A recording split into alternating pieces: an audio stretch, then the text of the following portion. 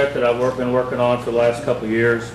It's had a couple different titles. Right now I'm going with the military destruction of slavery in southeast Missouri, 1861 to 1864. It started out with a Cape Girardeau incident that I found from 1864, where some slaveholders were tried in St. Louis for interfering with the Negro draft. And I expected that to be some of the first things that I would evaluate. Now it looks like it'll be the last thing that I work on, and perhaps I can discuss that later on when I get that completed. But I've noticed during the Civil War that in southeast Missouri, especially as troops came through the area from all over the Midwest, Iowa, Indiana, Wisconsin, Illinois, and also Missouri troops, that they interacted with the slave holders and the slaves that they met in a variety of different ways. So although I'm going to talk about the 5th Missouri tonight, it's not because I have any special liking or affection for the 5th Missouri Infantry. It's just they were one of the infantry regiments in southeast Missouri who had some rather peculiar actions with the Negro slaves and also their slave owners in southeast Missouri. So rather than just talk about that one incident and you not knowing anything about who the 5th Missouri Infantry were or why they were important, and when I get the book published, that'll be the same reason, I decided to give some background on the 5th Missouri Infantry, which is quite remarkable.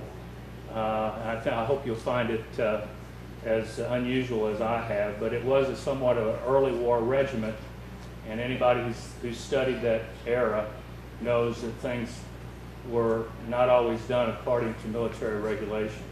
So this will be a paper that I'll talk about on the 5th Missouri Infantry.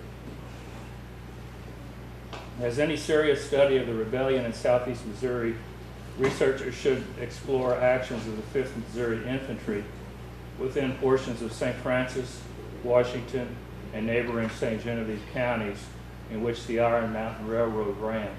And if you can picture that area where the three counties share a similar border, and right about where that dissects is where the Iron Mountain Railroad traveled into Washington County, a little bit into St. Francis County, and then on further down to the south.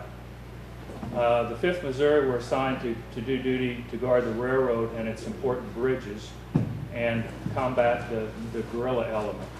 In addition, Company G and H of the 5th Missouri Infantry were prominent in September 1862 in the confiscation of over 60 slave men, women, and children whom they reported had entered their lines. First, a little history on the 5th Missouri. As I was talking to somebody the other day, they said, well, I thought they fought in southwest Missouri, or I said, well, there was about 4 or 5 different 5th Missouri infantries early in the war. This is the 5th Missouri 3-year service, and this was after the formation of the United States Reserve Corps Infantries and the various 3-month 5th Missouri Infantry services. But what I'm going to talk about tonight did have a very short life, and you may have missed it if you ever read about them. It was built by Special Orders Number 43, March 18, 1862, through the consolidation of 7 companies from the old 5th United States Reserve Corps Infantry.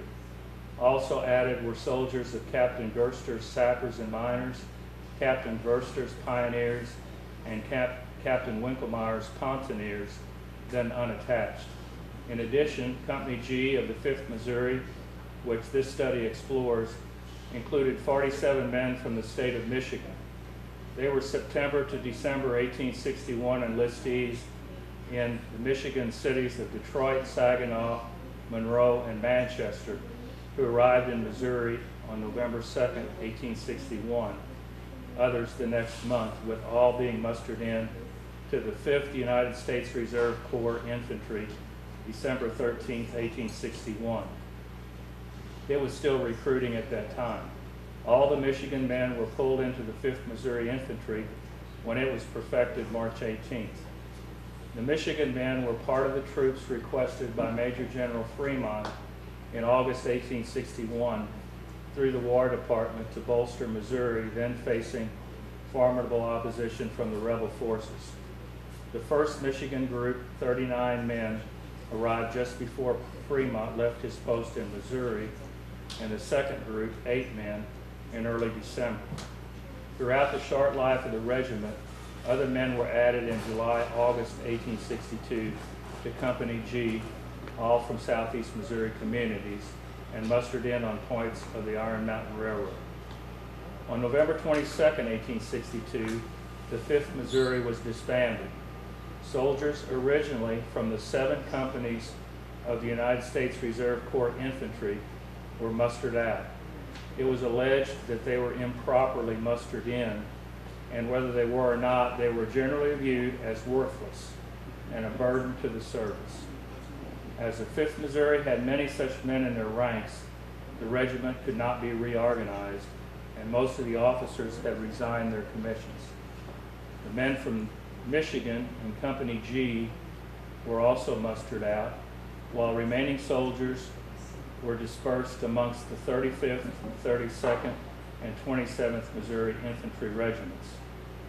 Regimental headquarters of the 5th Missouri were located first at Sulphur Springs in eastern Jefferson County from March 11th to October 3rd, when they were ordered to Cape Girardeau.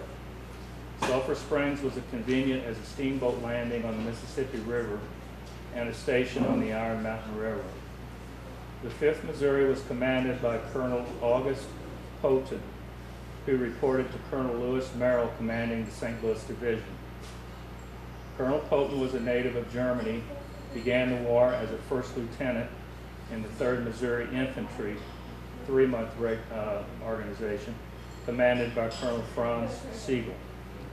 The 3rd was chiefly a German regiment and fought in the earliest of Missouri battles in the Southwest. Following that service, Houghton served as a major in the 17th Missouri Infantry, also in the Southwest, whereupon he was commissioned colonel in the 5th Missouri Infantry, with service May 22nd to October 22nd. His Civil War service ended with the 7th Reserve Corps, Veteran Reserve Corps, earlier known as the Invalid Corps, with a posting as Lieutenant Colonel at Camp Chase Prison, housing Confederates. Reminiscent of his no-holds-barred mentality in southeast Missouri, Houghton approved of Union Guards firing into darkened prisoner barracks as a method of prisoner control. Following the war, Houghton lived for a time in Terre Haute, Indiana, but other details on his life are obscure. He has a stone at Bellefontaine Cemetery in St. Louis with his wife, Lavinia. I'll just mention here that whenever I do these kind of essays, I always try to include background on the officers. They were here in this area. Traveled with maybe Cape, maybe from St. Jean, from Cape, or St. Louis to St. Jean to Pilot Knob, or on steamboats up and down. So they were right here in this area. Maybe not right here at this particular point, but they traveled all around us. And if you see their name in print, you might wonder, what was that guy's importance? Initially, the 5th were to guard bridges on the Iron Mountain Railroad, and there were quite a few of them. A few that I've written here are Police, Christophers, Lawson, Matthews, Deck, Mineral Point, and Mill Creek, most about 2.5 miles apart, and all in Washington County. Others were at Orion Station in Victoria in Jefferson County. In addition to guarding bridges, the 5th built blockhouses along the roads and later sent out scouting parties in the vicinity of their camps, and to suppress bushwhacking and marauding bands, and to exterminate bands of harsh thieves, assassins who infested the country and murdered several prominent Union men. Authorities to suppress bushwhacking in that area descended from General Orders Number 3, issued June 23, 1862, by Brigadier General Schofield. It, however, only called for assessments against the disloyal population, generally believed to be supporting the guerrilla element. It is difficult that the St. Louis Command would believe that assessments would solve the problem, but likely that was an excuse given. The actions generally leading to the killing of those so arrested are assessed, some purposely while others trying to escape. Taking a step further, Colonel Poton gave a free hand to his men to exterminate the suspected disloyal rather than assess them. And it was in this frame of mind that he advised his superior, Colonel Merrill, that he desired that a company of cavalry to scout St. Francis County would be of great service. In another communication, he advised Brigadier General Schofield, scouting parties I send out daily from each station under my command to protect Union men. The exact number of local residents who were killed by squads sent out under orders of Colonel Poton continues to be discovered. One family, that was that of Samuel Long. Long was born in Virginia in 1796. He was living in the Silver Springs vicinity of St. Francis County during the rebellion. That's in the western part of St. Francis County, with his wife and 8 of his 10 children. He came under suspicion of Lieutenant Frederick Muller of Company G, 5th Missouri Infantry. The lieutenant learned from reliable sources that Sam Long corresponded with the rebels, induced men to join the Southern Army under the promise to cultivate their land, and besides it being known that he had a son in the rebel army.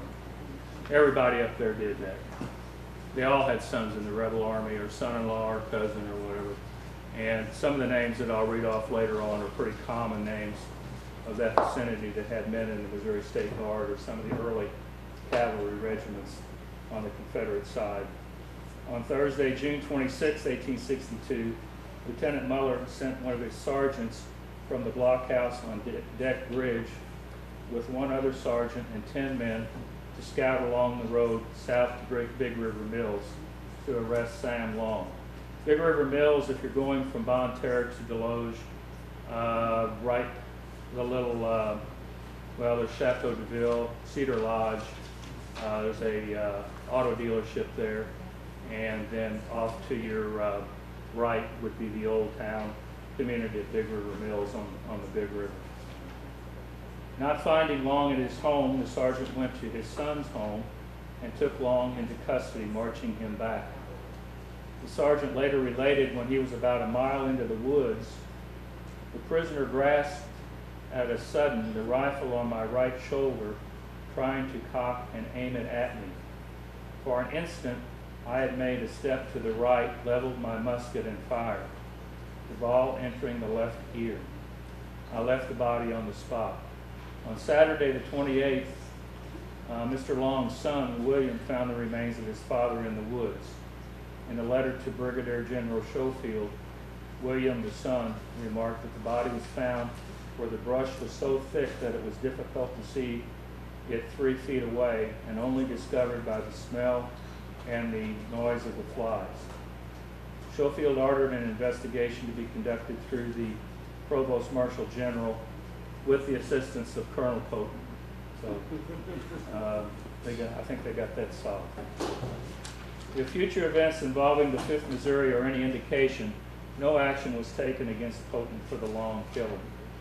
In July '62 came the killings of John Rowland, Washington Hildebrand, and Tosh Landusky in St. Francis County by the 5th Missouri, and raids on stores believed to be concealing gunpowder for use by rebels in Washington and St. Francis County, and other actions still yet to be discovered.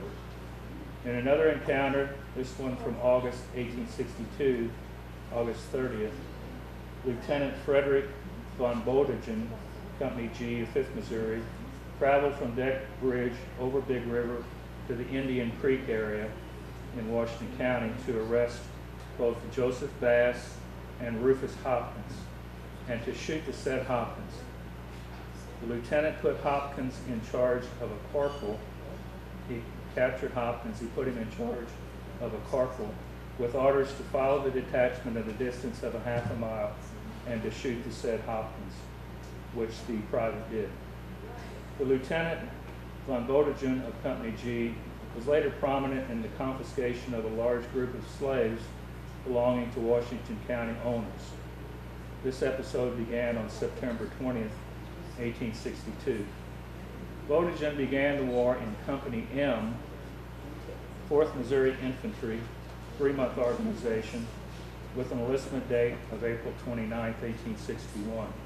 The regiment surrounded a nucleus of men who were originally a hunting club in St. Louis known as the Schwarzenjäger. It participated in the Camp Jackson affair the following month and then was sent to protect Bird's Point and Cairo, doing much scouting in southeast Missouri. Nearly 90% of the regiment were Germans, the rest Bohemians and Americans. 4th mustered out August 1st, which is when Company C of the 12th Missouri Infantry was enrolling, and Bodegon enlisted and was mustered in. He was later sent to St. Louis on recruiting service, where he saw little action due to his health, and he resigned March 25th. On July 9, 1862, he was commissioned as second lieutenant in the 5th Missouri Infantry.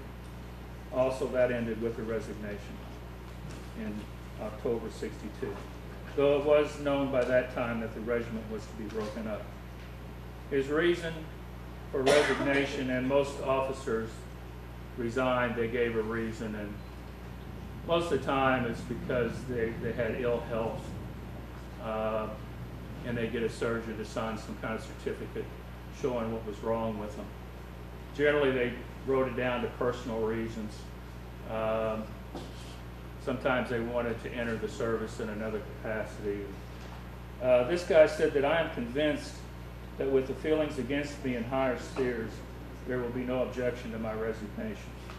He may also have feared that if he were transferred to another regiment, he had little chance for promotion.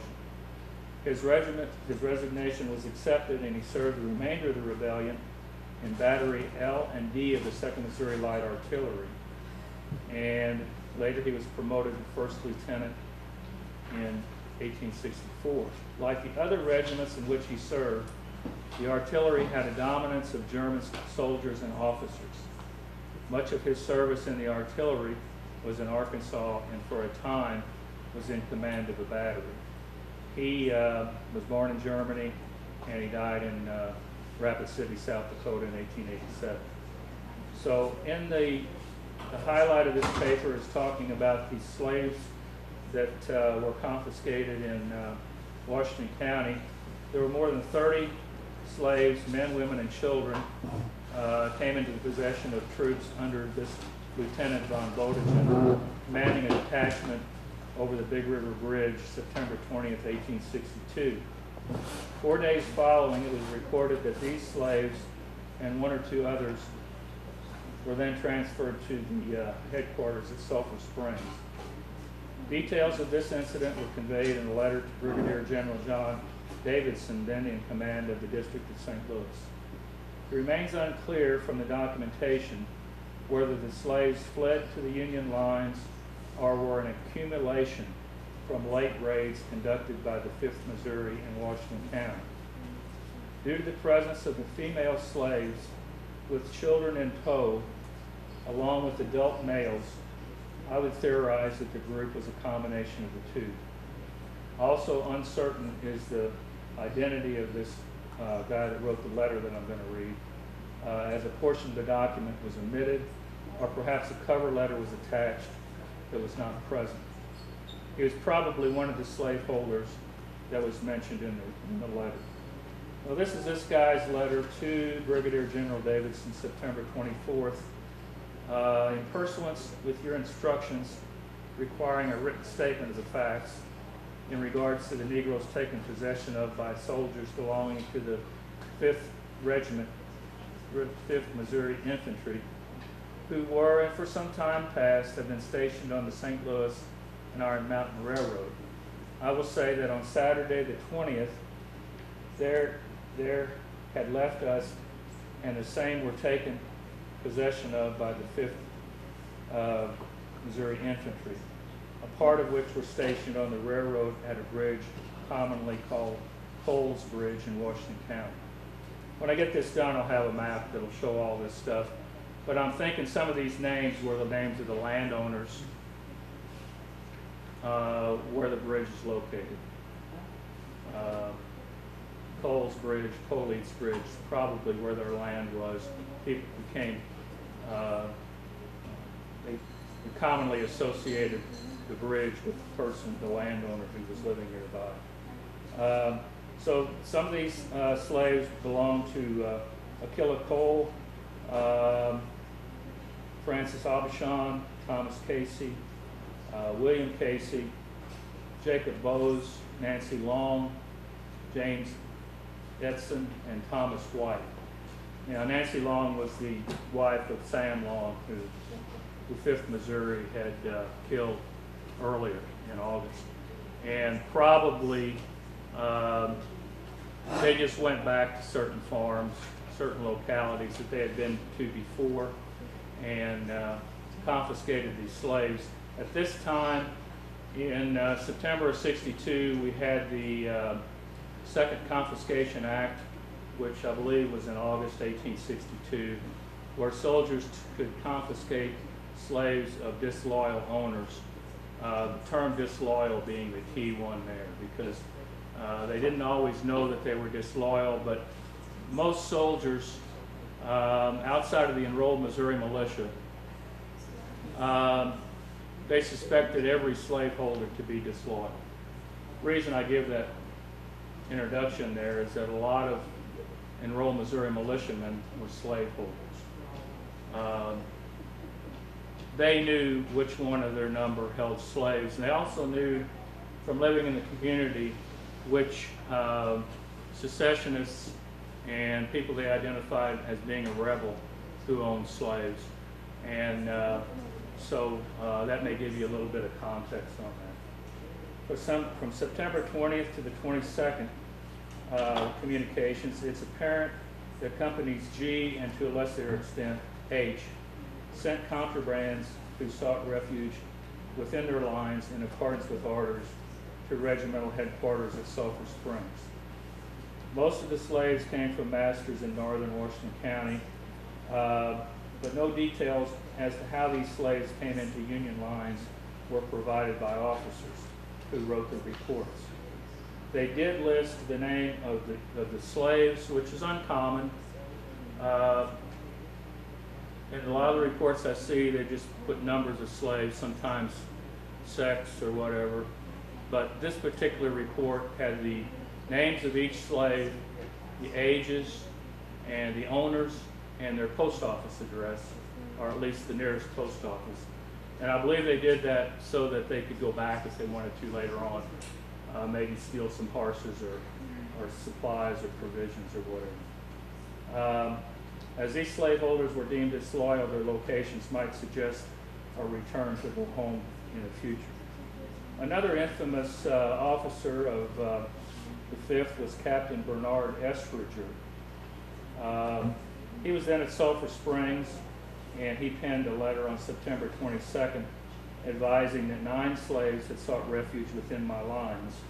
And I think a lot of soldiers then acted like the soldiers came into their lines, oh, what are we going to do now, rather than them going out and bringing them into their lines. And that might have reduced the number of complaints that were levied against them, because they had, what else were they to do if the slaves came into their lines without any notice? In his report, Estridger added that only one of the masters was unknown to him, but of all the others mentioned, he was sure that they were disloyal, having been informed to that effect by most reliable Union men. Some of them have been in open rebellion against the United States. So again, we had some Casey slaves, pretty common name in around Potosi area. Allen Long is a slave of Sam Long, so they went back and got another one of his slaves. Michael, the name of the slave who was owned by Mrs. Kennett, and I'm still running that down, but it might be a name that some of you might be familiar with. in the eastern Jefferson County area. One of the slaves of William Goff, who was a doctor over there. A Harrison slave, and then some Higginbothams, which I haven't really sorted out yet. Bernard Estringer was born in Prague in 1834. Came into St. Louis, joined the United States Reserve Corps Infantry 3 months, April 30th, 1861.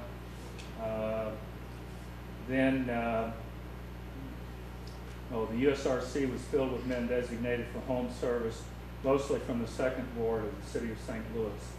They were primarily guards, first in St. Louis, then at the Arsenal, then on the North Missouri Railroad.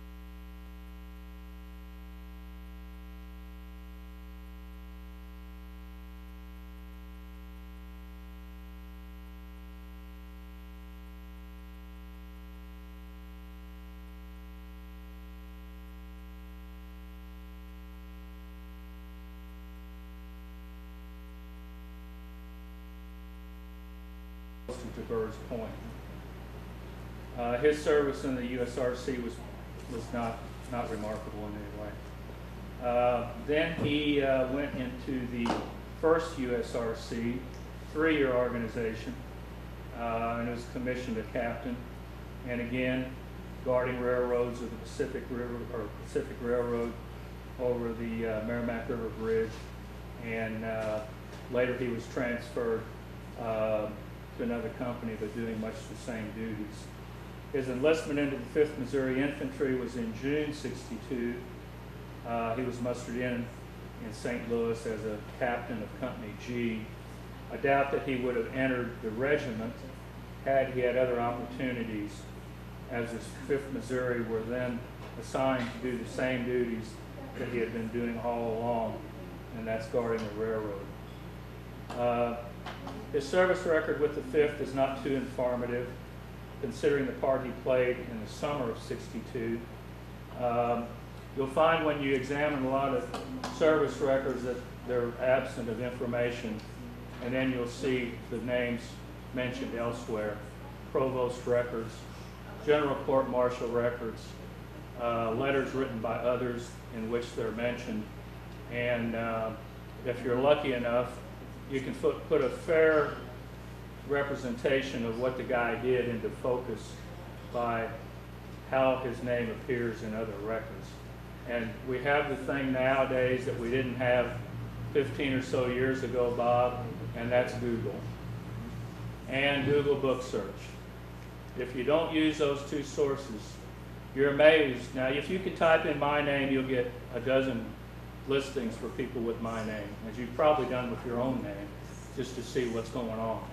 But with the Civil War veterans, Google Book Search will oftentimes give you some real obscure information that might not be found in their compiled service record. It was not until December '64 that Estringer re-entered the Missouri Volunteer Service. So he was mustered out of the 5th in November '62. Sometimes people will say that when a guy did some bad things and he was mustered out, there must be something there. He was thrown out of the service. It rarely works that way. Officers, they leave regiments due to consolidations or due to regiments falling below the required strength or whatever. It's seldom due because they did something bad. Sometimes they'll stay out of the service for a while, like Thomas Fletcher that I'm working on right now.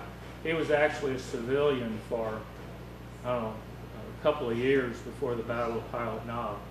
And, but his name does turn up occasionally, but he's a civilian rather than an Army officer. So in December '64, Estringer entered the Missouri Volunteer Service in Company K of the 48th Missouri Infantry that was then at Nashville. Possibly he met some people from the 47th Missouri when they were down there. There he was guarding installations, prisoners, and perhaps the same duty that he did in Missouri, guarding railroads. The regiment returned to the north and arrived at Camp Douglas February 1865. and in that duty they were escorting prisoners to City Point and New Orleans for exchange. Before then, Estridger had resigned his commission April 15, 1865. For serious Missouri Civil War researchers, the name Captain Bernard Estridger is synonymous with guerrilla accounts of Sam Hildebrand. Though a rather late entrant in the Civil War in southeast Missouri, Estridger is mentioned in the guerrilla's autobiography that was written in 1869. Captain Estridger's officers and enlisted men in Company G were also active in what must be categorized as slave confiscations. Again, the sheer numbers, ages, and coincidental appearance of slaves, all of them from a particular locality, suggest that they had coercion to leave their masters, perhaps due to late raids by the 5th Missouri.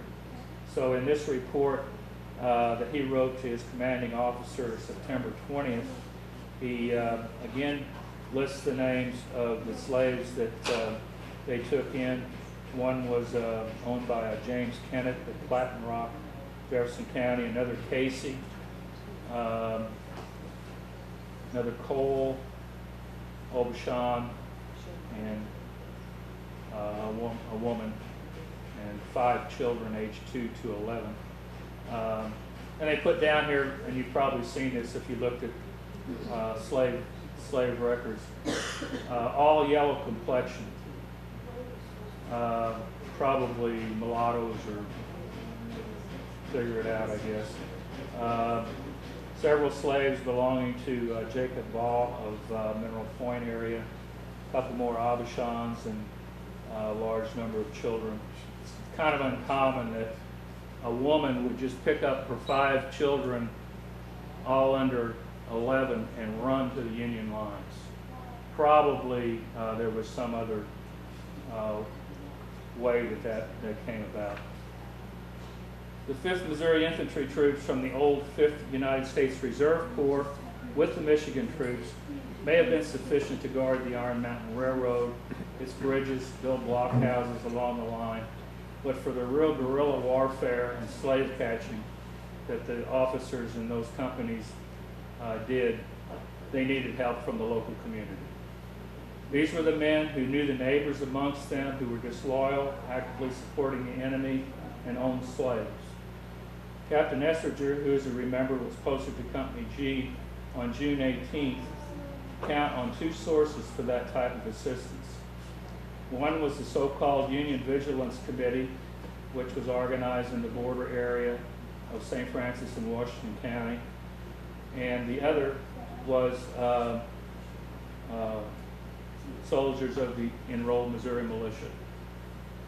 Enrolled Missouri Militia was enrolling persons starting about the end of July, but got into more active work in August and September in this particular area. So they were the men in that community that he would have come in contact with. I think he also worked hand in hand with the 32nd, especially Company C, Enrolled Missouri Militia. Actually, they were sworn into the service by Captain Estridger, and they were the real Union guerrillas that you might read about in some of your books, or you might see on TV. Thinking about Gone with the Wind towards the end, when there were Union guerrillas roaming around in and around Atlanta. That type of person, a different type of person than what you imagine during the Civil War. And Company C of the 32nd Enrolled Missouri Militia I've written about extensively, and they contain some of the couple guys from down here, SEAL, S-E-A-L or S-E-E-L. I don't know why they joined that particular unit. It could have been relatives of others who lived in the Washington County vicinity.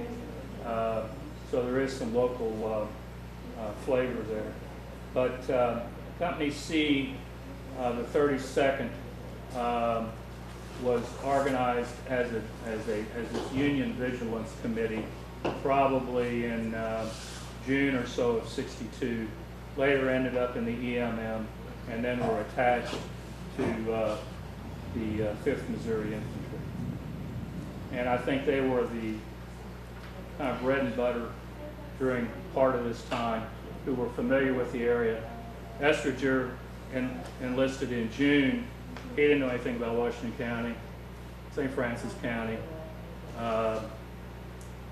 as well as some of the other officers maybe traveled through the area, but actually being posted there and trying to get out and ferret out some of these secessionists and people who were running away from the enrollment. I think Schofield said when he made a comment on the EMM that it did more to drive men into the brush to try to avoid the EMM enrollment and encourage them to pick up arms and fight against the Union Army. If the EMM enrollment hadn't taken place, a lot of that wouldn't have happened. So it was probably a formidable force, and the 5th Missouri Infantry, not familiar with the area, probably needed some informers to help show them how to get around and what farmers to target. So, yeah, that was a lot of the EMM. As a final note, effective September 30th, the EMM were to be withdrawn from active service, and now the 5th Missouri Infantry is ordered to resume guarding the bridges of the Iron Mountain Railroad along its length. I never found any orders ordering the 5th Missouri out into the countryside, but now there is this order that they're to resume guarding the bridges of the Iron Mountain Railroad. The order coincided with a change in command of the Department of the Missouri to Major General Curtis, and also Colonel Poton was placed under the command of Colonel Chester Harding at Pilot Knob, and he was asked to confine his duty to the railroad. And at the end of September, Brigadier General Davidson suggested to Colonel Harding, if you find it advisable under all circumstances to replace Poton's regiment on the road by another, you can do so, say Gray's regiment, which was the 1st Missouri State Militia Infantry. No other would do at the present. And he ended it, prevent all troubles in Washington County if possible. Well, that concludes my reading about the 5th Missouri. If you have any questions, I'll take a stab at them. Where was Sulphur Springs? You said it was in eastern Jefferson? Yeah, it's along the river. It's still there. Pretty small community. Probably midway north to south, from St. Genevieve County to St. Louis County. The big doings at Sulphur Springs is there was a big train accident there in 1928, I believe, where a train operator, apparently the story goes, if you want to hear this, the water towers were shut down in DeSoto due to a union strike, and the train had to take the line along Sulphur Springs to take on water, and there was a big wreck, killed a whole bunch of people. But Sulphur Springs was a main point. You see the name of it in Union records all the time. And there must have been a sizable amount of Union troops coming and going, and I would suspect that it was easy access to the Mississippi. There must have been a landing there that allowed for steamboats to take on and unload goods and men at that point. The Kennett name, I know some of you are familiar with that. Kennett's Castle at Selma, which is another pretty obscure point, and I've never been there, just seen pictures of it. Selma was kind of a Kennett's town, I guess. Kennett made a lot of money in the steamboat trade and was prominent in that area. I believe he was a secessionist, probably got picked on quite a bit. I noticed a lot of these names that when I researched the 2nd Missouri Confederate Cavalry that had a lot of men from Washington County.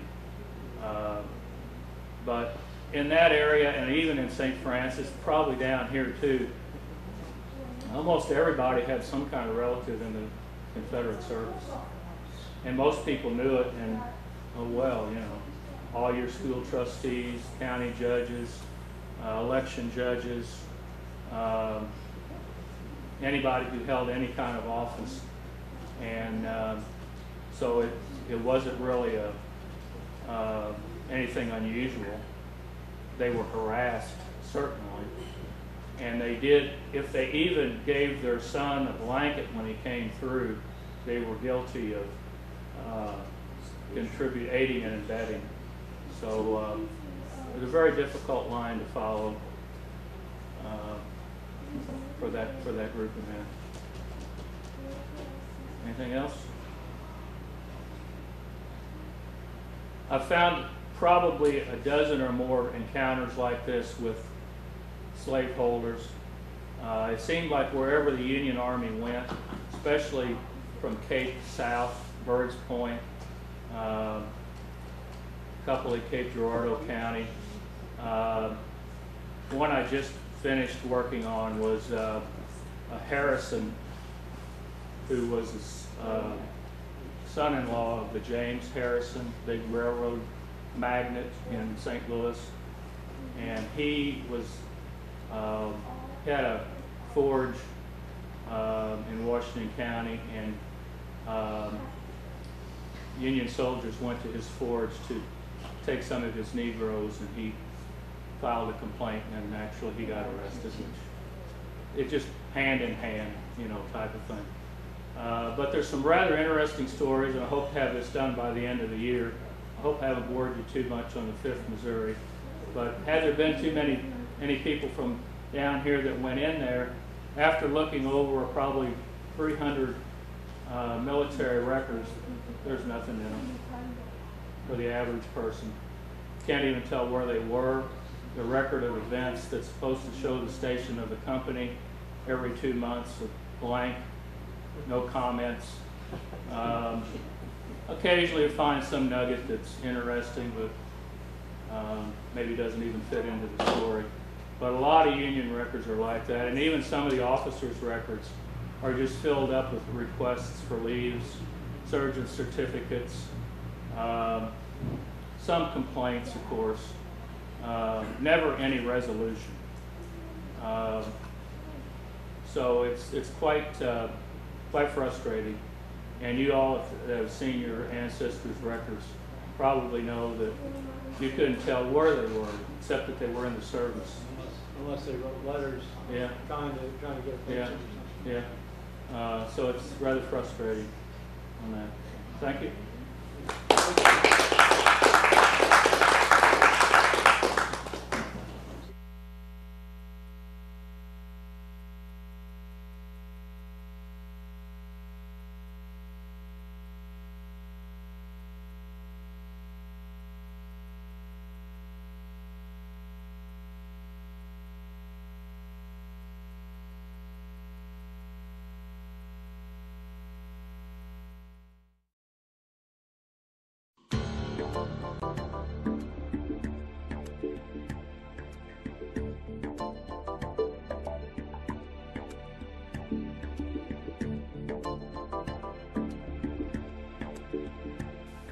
Channel 7 and 98 TV and web broadcasting are made possible through contributions and donations from viewers like you.